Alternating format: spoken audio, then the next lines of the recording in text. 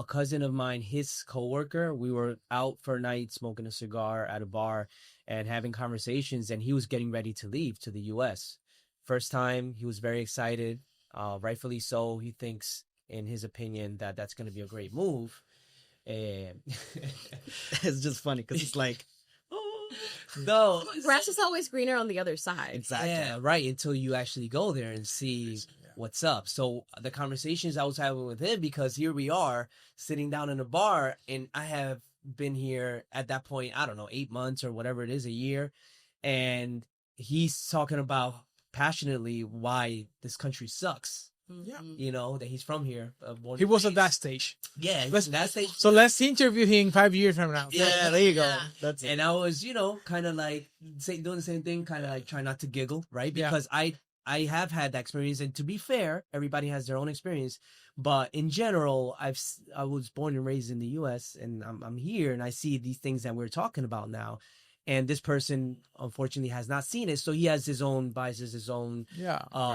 opinions, right? And so he was talking about how, man, I gotta say it because it's just ignorance and stuff, and then he'll find out. Yeah. And he was, I was talking about just kind of like how unfair it might be for certain nationalities if you're a minority in the U.S. at times, depending where you live and different experience. Everybody has different experiences with that.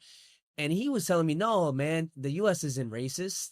He's like, that ended back in the 50s or something. I'm like, dude, you're going to find out, man. Like, because he was like, That's a dark-skinned dude, And yeah, exactly. I'm like, you'll find out. But you see, that's what I say. Like, maybe with somebody like that, like, are you really going to spend your time and energy convincing him otherwise? If he really thinks the grass is absolutely always not. greener on the other side, then, I mean, he should try it. that's what they've seen for the past 20 years. It's people leave the country, but when they come back, they show the social media version of themselves That's when they're on 50. vacations. After coming here, Sure, right. But it's like, 60s. what would Dominican Americans come and do here? They would showcase what they have over there, and they would, show only the tip of the iceberg. Yeah. My mom would always say that's wrong. She's like, it's our fault that we go buy brand new clothes to go over there. They think we're like living like That's kings, it. but we just have the capability of going to like Marshalls, or Access. TJ Maxx, Access to whatever it things, is. That's it. At that point, now it's different, right? Now you see everybody dressed really nice. The mall, for the naysayers here in Santiago, I know it hasn't been that long, but I mean, I was there the other day. It was packed, and we were leaving.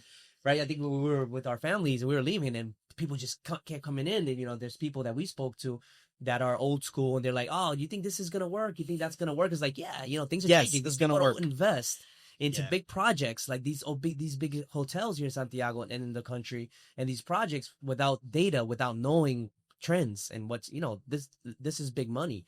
And so yeah, I think it's gonna work. These people aren't gonna make that huge of a mistake, right? And so things are a lot different.